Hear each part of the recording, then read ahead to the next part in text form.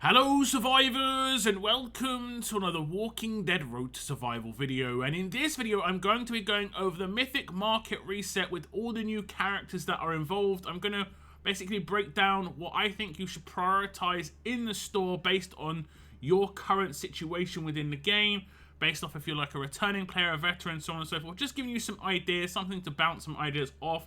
If you are trying to pick between certain characters, maybe I can help you out with my thoughts on those characters too. I am going to be picking up my crates and characters that I wish to pick up as well as the brand new weapon that is in the store. So let's jump over to the store and check out what's on offer. So here we are on the Mythic Market, and you can see all the characters have refreshed. We have got some brand new crates on and so forth. You can also see there is just under 120 days for the next reset. So it's going to be a solid 4 months until we get a refresh on this crate. But it is worth noting the next refresh could come in during the Warrior Champions qualifiers. I mean, it should come in during the next, Warrior Champions qualifiers. That could be a nice boon for some people. We'll have to wait and see when it comes to the actual reset. There has been some pretty decent feedback on the crates and so on and so forth in this Mythic Market. So that is obviously good news. Hopefully they continue that when it comes to the next refresh and get obviously some newer characters in there. Now, first of all, we'll just check out these first 3 characters. We're not going to go through them too much, but these characters refresh with the store every single time. So I would not necessarily say they are a priority to pick up, but they are some pretty solid characters, particularly Heng Yang and Wang Fa. You can get them as pretty good defense leaders and a pretty good attack character. Heng Yang's going to be good in Conquest. He's going to be good in Challenge Run. And he's not going to be too bad in certain raid teams, especially when teamed up with another character in this store. Peter Anderson, I would say, is an easy one to miss unless you're going to pick him up for collection purposes. I picked him up when he first came out, only used him a little bit. He had actually got some, strangely enough, some decent usage on a defense team, but otherwise not too crazy a character. But when we move on to the brand new stuff, we have got the 3 crates. This is going to be the big sort of like rewards for a lot of people. We have got an attack crate, a defense crate, and then we've got like a special crate that they introduced in this Mythic Market reset with a choice between 2 characters, 1 copy of each. So we'll go through the first crate first, and it is going to be the attack crate. I would say this should be at least the priority for most people to look at first and determine, do I need one of these characters? Like, do I have all of these characters LB3 on my roster? If I do not, you generally speaking should pick up this crate first. This is going to help your attack teams, which is generally means going to improve your, actual experience as you play the game. Defense team characters will make your defenses stay alive potentially a little bit longer, but attack team characters are characters you actually play with. And it's always nice to have a nice shiny character. So first we'll check out Rosita, and she was a previous Ultra Token character, so just worth noting she is one of the harder characters to come by generally speaking. And if she did return at all, it would be, you'd have to pick her up with Ultra Tokens. If we look at her signature move, this is probably one of her biggest highlights, is the combination of her signature move hitting a lot of enemies, hitting critical hits on those enemies, and doing defense down, as well as her specialist skill. When she hits critical attacks, which she will do with her signature move, she'll remove the bonus HP from all enemies and give them 100% heal reduction for 2 turns, plus the fact that she has a really nice passive in here, which is when attacking, 100% chance this fighter and 1 other teammate get a Guardian Shield. If they don't have any payback or bide or any reflect on a defense team, that means your entire team could get a Guardian Shield. But if they do have any reflect, this Guardian Shield will protect her against that reflect as well, which is obviously very nice indeed. Now, she does also have an attached weapon, but if you did manage to pick up the Ransack pistol in one of the previous events, the I think 4th of July Ransack pistol, she can hold that and steal away, things like Halo on turn 1 with that signature move. This is pretty much the biggest highlight of Rosita. She is more of a support character because of this, but you can put something like a burn mod on her. She will hit reasonably hard as well because she is of the damage roll. She is going to have slightly boosted attacks, and obviously attack stat can get boosted quite easily based on buffs and 50 35s and so on and so forth. But she is more of the support sort of characteristic when it comes to her kit. Next up we have Raven, and Raven is kind of a mixed bag. She has got very nice signature move as well. She has got stun a line of enemies and then make a critical attack against that line of enemies for 400% damage each. This doesn't seem too crazy, but she has a passive which actually works with that, where this fighter gets 100% attack against stunned enemies. This is the main, again, thing with Raven. She has an okay rush, which seems a bit questionable sometimes in terms of the damage output. It's actually got one of the highest amounts of trauma in the game, where you can do 25,000 trauma to every enemy if you attack the leader with this. The surrounding enemies all get 25k trauma, but that isn't even that much trauma realistically. But she has also got a nice specialist skill where she will apply crosshairs. There can be potential decap. She is a good character. If you give her the weapon from a previous League store, where it's a tough weapon where it does extra damage against characters that are stunned, this also stacks with that passive she's got, so when she does her signature move, she can basically double down on the damage output that she's going to do against stun characters. She can still hit extremely, extremely hard, but there are obviously more counters for her now than ever because she's been out for quite a long time. But that being said, she can utilize quite a lot of weapons. Her options are very, very high. Her base weapon is okay. I would probably just avoid using this. Double attack is not that great. The 100% crit chance is nice, but it's not that big a deal, honestly. As long as you've got the extra attack versus stunned weapon, or you've got the one, I think it's the BB gun from a previous Christmas event, that bypasses defense rating in the last slot. And maybe you could target someone like the new Negan with that, because obviously her signature move would stun the character. That means the weapon would not proc, and then she bypassed any defense bonuses he's getting from his Indomitable. So she could potentially, nuke him with the right setup. But I think she's okay. Her stats are a little bit lower than what these newer characters have got, but because she's getting so many, amplifiers with the attack versus stun, it's not going to be too bad. Next up, we have Agent 46, and he is one of the heavier hitters in here with Raven in terms of the damage dealers. They are the kind of pure damage dealers. Agent 46 is very nice. Again, very nice signature move, specifically against alert characters, will get extra attacks, so definitely worth trying to, if you do get him like attack versus alert, so he does extra damage against the characters that he's effectively built to kind of defeat. Again, he could potentially target someone like Negan in the right team. There is a really nice weapon in Faction Assault, which you could definitely put in his hands. We'll just check it out in a second. But he also has decap, which is obviously fantastic. As long as he gets the takedown, they will be decapped. There's no getting away with this. Crosshairs has obviously got some resists. There are some people who can obviously cleanse this and so on and so forth if it's on an enemy. But this cannot be removed. There's only certain characters that can resist this based on their specialist skill, and there's only a handful of those characters, and not too many of those characters alert. Most of them, from what I remember, are like strong. You've got like Circuit, and then you've got Morgan. Those sort of characters have got decap resist actually built into their specialist skill, so it's not too much of a problem when it comes to Agent 46. He will be more of a specialist, taking down alert characters. His base weapon isn't too bad, but I would say we would use the Faction Assault weapon ideally on this character. And that would be this weapon right here, Arab's Murderous Butcher's Carver.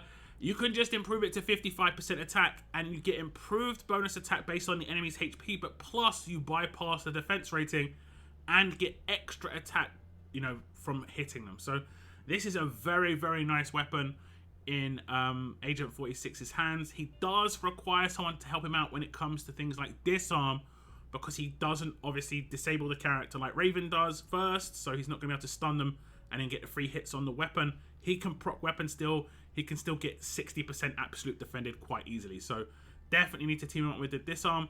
But when he does take characters down, and with this weapon and that signature move against alert characters, if you have attack versus alert with the crit multiplier on his mods, he is going to hit so hard, lots of damage, and those characters are not getting picked back up again. Now, the last character in the crates, again, is going to be Sarge. This is the third character out of this crate that I think was an advanced character. The only one that was Ultra was going to be Rosita. The other characters are advanced. I'd say out of the three characters, this character, on paper, you'd assume would have the least damage, but he actually can hit extremely hard because of his specialist skill.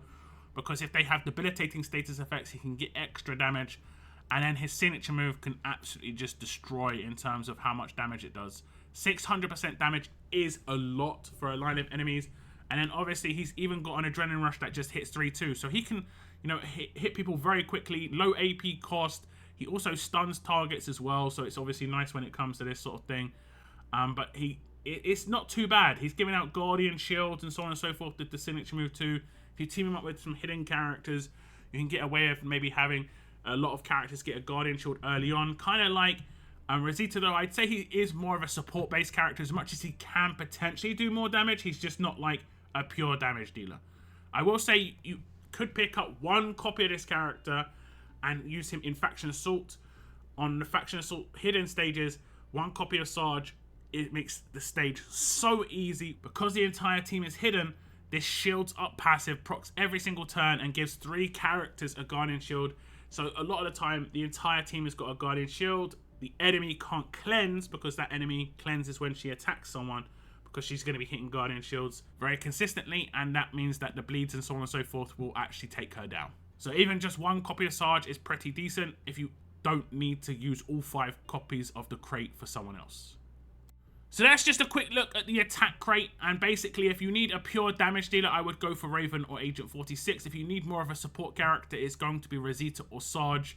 Rosita is more for, you know, keeping your characters alive or also doing some utility. Sarge is kind of keeping your characters alive but also doing a fair bit of damage as well. So it really depends on where you're at. If you see yourself taking down enemies, absolutely fine. Maybe Rosita will be the better pick just because she's more of a support character.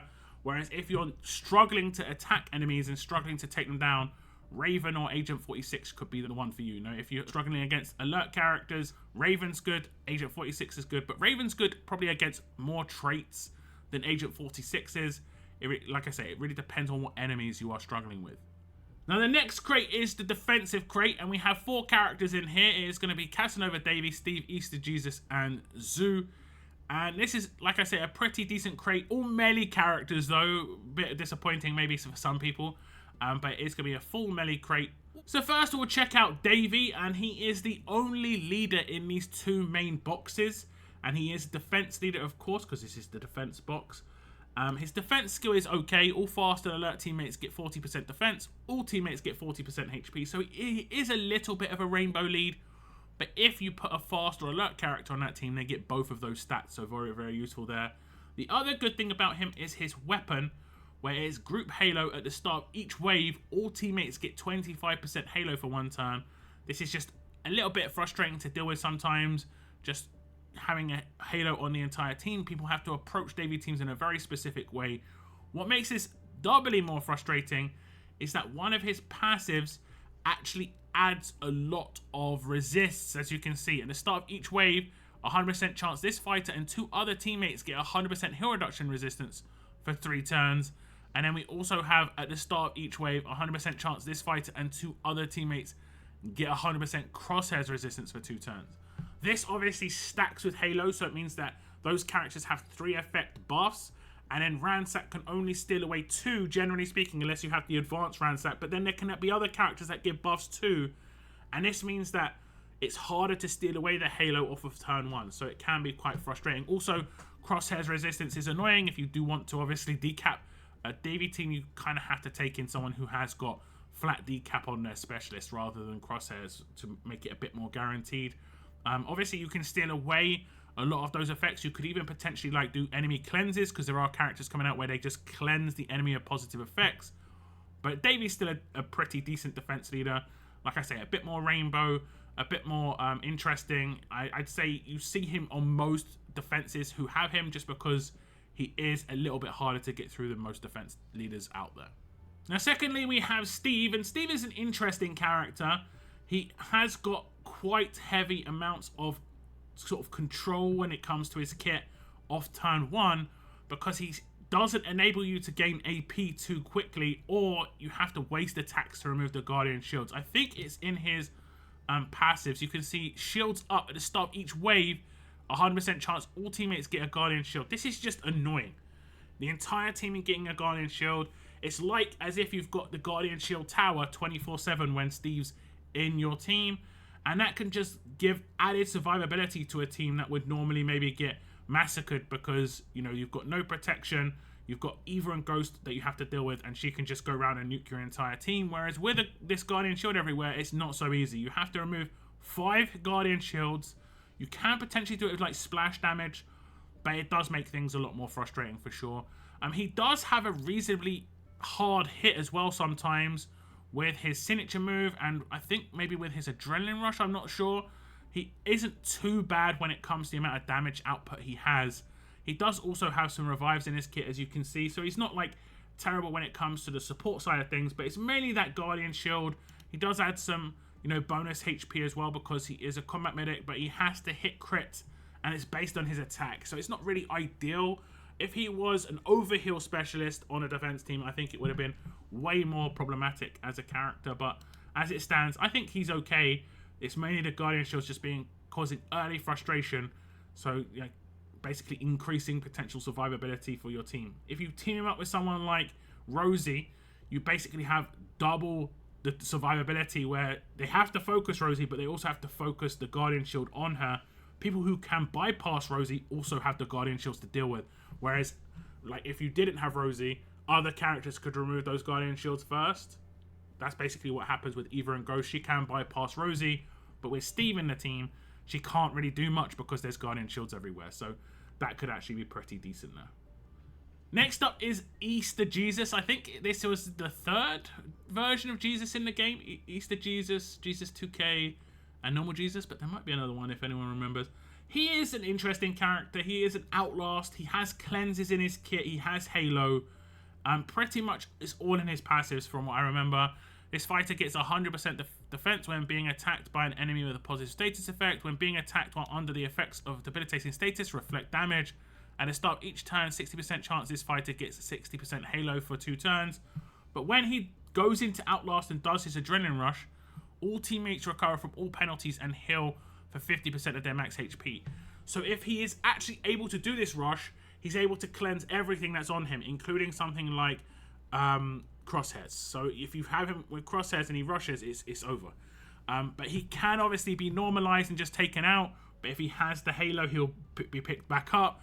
You have to just, you know, do a couple of things on this character to take him out. He's just a little bit more annoying than your average Outlast character who can just be nuked straight away. And he does have interesting visuals too, the staff as well, and the attached weapon, which is actually the carrot shield as an attached weapon, which could be nice. If you are struggling with weapons, it is an okay-ish base weapon to like have in the meantime until you get something a bit more, you know, powerful in his hands. So yeah, that's how Jesus works. He's more of like a annoying character that can go into Outlast, pretty decent for some strong teams. The character that can pick up himself plus other teammates is not too bad. Now the last character to check out in the defense crate is Zoo, and if we check out his passives, this is where a lot of his power comes in at. It is when this fighter dies, 100% chance all other teammates get 50% Halo for 2 turns. So if he's taken out too early in the fight, other characters will get Halo. If he's left till the end, he can be problematic because at the start of each turn, 100% chance this fighter heals for 50% of their max HP. He can get into a point where he's very, very hard to take down. And then you can see, lastly, it says at the start of each wave, one on the defense team, 100% chance a random enemy gets 75% infection for 1 turn.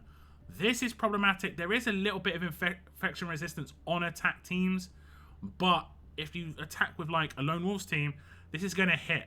A lot of people use Zachary with Lone Wolves team, so it's not too much of a problem, but you can potentially team up Zoo is someone on a defense team who gives out like crosshairs, and that character's decapped. Like 75% infection off of turn 1 is actually a problem. And then he has a specialist skill, which means he can't get decapped. If this fighter's health is above 20% and they take damage that would kill them, their health will be reduced to 19% instead. This works like Morgan's specialist skill, and it works like Circuit specialist skill. Morgan's obviously is Halo 2, but they can't be decapped. Just that's how it works. Now the rest of his kit is okay. Like he does the infection with his signature move, and he does some taunt with his adrenaline rush, but it's mainly those passives just to be a bit frustrating. I think he has an attached weapon as well, which isn't too great. It's Typhoon Allegiance, but I haven't seen him in too many Typhoon teams. You'd probably just want to put like an absolute defense weapon in his hands if you have one. So that's the second choice crate, and this is for the defense team characters. I would say this is a harder choice if you already have Casanova Davie. But if you don't have Casanova Davie, I think a lot of people are probably going to pick him because you see him a lot. You see him on a lot of teams. He is powerful. He is annoying. but he is the one that is going to be countered the most out of these characters, either already and more so in the future, because they know they're gonna, a lot of people are gonna get a character like this in their hands. Myself, I'm not sure who I'm gonna pick up here. I'll probably decide that in a little bit, because there are actually either Casanova Davie or Steve who I actually want to go for here. Now we also have this special crate here, which is going to have Tactician Heath in it and Anniversary Maggie. I have gone over Tactician Heath in a recent video. He is part of another event. If you do want to go for this character, this is the only way you can get one of the 5 copies of him. The other one of 5 copies is in the Battle Pass, and then 3 copies in the event. Anniversary Maggie, on the other hand, will return other ways, but if you don't have a copy of her, her leader skill is so good. All teammates get 100% counter damage reduction for 2 turns and 40% attack. Being able to just straight up nuke characters with payback specialist skills off of turn 1 is just such a boon. Basically, it has made a lot of characters more relevant again, more attack team characters that kind of got phased out because of all these payback characters have come back into the meta, and the usability with pretty much any damage dealer with Maggie as the leader is 100% there. You could use the new Lydia from the new one of the recent Gold Rush characters, and they team up quite well. She can decap anyone off of turn 1, Sig move, and they're pretty much gone. Any reflect mods won't work. Payback won't work. Bide won't work. That includes Vengeance because it combines both of them. It only lasts for the first 2 turns though, so you have to have quite a fast rushing team. I would recommend having Laura in a team with Maggie so you can get someone to rush nice and quick to get the benefit from this leader skill. So yeah, pretty simple. If you need Maggie, I would prioritize her, but if you do want to go for Tactician Heath during this event, you'd have to get him from this crate if you want to get him to Limit Break 3. Now we do have some standalone characters on the return as well, and you can see that Angel's going to be a character in here. I would say she is a decent character, but she's generally going to be quite hard nuked now. Her main thing is her cleanse in her passives, where she does obviously full cleanse at the start of each turn, 100% chance for this fighter to recover from all penalties. That can be frustrating, and then when she does her Adrenaline Rush, she gets 100% defense and 100% bonus HP, so she could be really tanky, but she has to get this off. She also has Manic, where every turn if this fighter is at or below 75% HP, she'll gain 50% AP, so she's got more chance to fully recover with that Adrenaline Rush if she's already been targeted a little bit. She was a very, very powerful character when she first came out, but she has fallen off quite drastically. Maybe in the right team, right setup, you would have to have someone buffing tough characters, tanks, basically the entire team should have to get 2 bonuses from the leader skill, so on and so forth, to have any chance realistically. And even then, she's still most likely going to get absolutely destroyed by someone who can hit very hard on an attack team. Then the next character is Noor, and you still see this character on a lot of defense teams. She is very useful. She can give out lots of bonus HP early on in the fight. This was a bit counterintuitive at one point because there was a character that was out, Sophia, who basically got buffed if enemies had bonus HP, so it was nice. But now Sophia's fallen off a little bit, but Noor has not. She's still usable with some of the more recent releases of characters when it comes to defense teams, and that's just basically because of her overheal proccing with her initial heal at the start of each wave and turn, heal this fighter by 75% of their max HP. That's basically before the fight starts, before you get to attack her, she's overhealing and giving bonus HP to the entire team. Very powerful character. Add to that with her signature move, where she can give herself Halo and decap resistance. It can just be quite frustrating to deal with her and take her out and get rid of her. And then with her Adrenaline Rush, obviously, she's going to revive characters as well. So, yeah, like I say, just all round quite a problematic kit. Her stats are not going to be as high as they were, but she's got pretty high base HP because of the passive that boosts it, plus the fact that she's going to have higher bonus HP. So her survivability isn't crazily bad considering she is an older character. It's also nice to see her come back because she was part of previous battle passes, and I know free-to-play haven't had a great chance to pick up all 5 copies of her. Now the last character on the return is going to be Omid, and this is actually a bit of a surprise to me because he is fairly recent and he is probably the strongest defense character that has been added to this store, even including that crate. In my opinion, Omid is very good, particularly if you team him up with the right characters. If you put him on a Telltale team, obviously he slots right in, But if you team them up with the other characters that have, you know, sort of certain types of proc revive, someone like Unhinged Morgan, something like that, it's going to be really nice combos in terms of you have to take them all down at the same time because he also has decap resistance on his specialist skill. Otherwise, you have to time the normalizes to be able to take out the characters like Omid because he has got quite a nice signature move as well. And that signature move is pretty simple. It just revives a teammate. Every turn, 0 turn cooldown, he can do this non-stop. And then as he gains that AP, he also has quite a powerful rush, all things considered, where he does extra damage based on his max HP, and building him with high max HP is generally a good idea. And also the fact that when he's in a Telltale team, he's got Clementine leader, so it's going to be even higher. With every other Telltale character on the defense team, he'll do an additional attack. He can take out an entire attack team by himself when this adrenaline rush goes off, even with a fully built out defensive kit. Just because of the extra damage he's going to do for every 10k, that can hit 800% without too much of a problem. Multiple attacks, attack team characters are not really going to be able to deal with that. So yeah, for me, I'd say Omid is a definite pickup out of these 3 characters. He is also a lot cheaper than the crates as well. So I would even prioritize him potentially over the defense crate. Noor is also good if you do still require her, but I would probably give Angel a miss. She is in the gold mythic token wheel. She is the easiest character to come by in the entire store. You can probably already got multiple characters of her. You probably sold multiple characters for her anyway. But if you hadn't, for whatever reason, the other characters are much harder to come by for sure. Now, if we move on to the last part, we have had a new weapon added, plus a lot of returning weapons. I would say out of the returning weapons, Wang Fa's machete is pretty good because it has fast healing on it. You could put absolute defense on it and put it in Wang Fa's hands. You could put it in Zoo's hands like we talked about before. Valkyrie's broadsword is not great, but it's up to you, of course. Diamond's cowboy pistol is okay. You can obviously upgrade that a little bit, just give it a bit more defense or HP. The base stat's okay.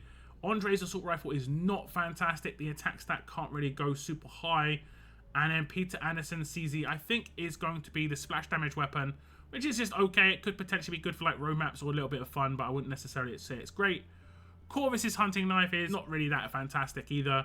But the new weapon, a House Divided, is actually pretty decent in terms of just giving a lot of stats. If you have Telltale defense team, you know that a lot of the tough, or actually all of the tough characters on Telltale defense teams don't have attached weapons. So this can slot into any of their hands, including Omid, which would obviously be great. Each turn, all Telltale Allegiance teammates heal 10% HP for each Telltale Allegiance member on the team.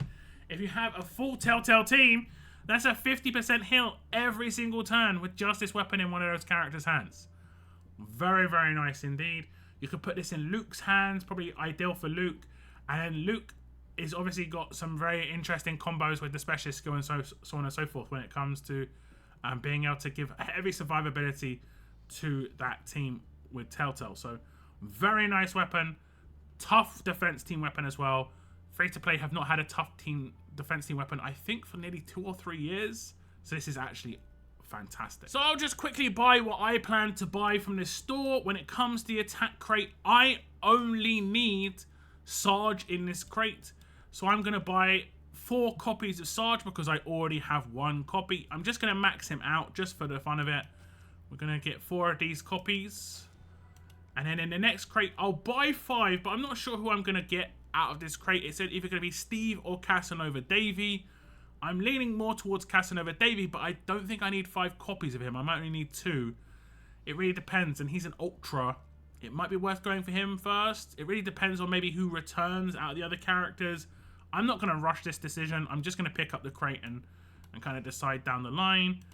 And then we're going to pick up the special crate. Now, I do not need Maggie in the special crate. So I am actually going to pick up Heath because he is obviously the only character out of there that I need.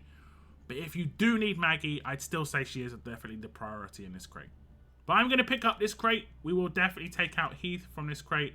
Like I said, I'm going to be opening these crates probably on a future live stream. I do not need any of these 3 characters. But like I said before, I would say Omid would be the priority. I did actually only get 4 copies of Omid during his event, but I managed to get a copy of him during a stash. And I generally pick up the weapon each time anyway, but this weapon is actually pretty good. So we'll pick this weapon up. A House Divided, which I think is episode 2 of season 2 in Walking Dead, the Telltale story. So it's just in terms of the name, of the weapon. But yeah, I'm definitely happy to pick up a new Telltale weapon, and it is actually pretty decent as well. So that's just my thoughts on the Mythic Market, the characters involved. Do tell me in the comments down below what you have decided to pick up. Hopefully this video has made your choice a little bit easier to make, or maybe it's made it harder, I don't know. Let me know in the comments down below. I want to thank you very much for tuning in, and as always, keep on surviving, guys. Keep on surviving.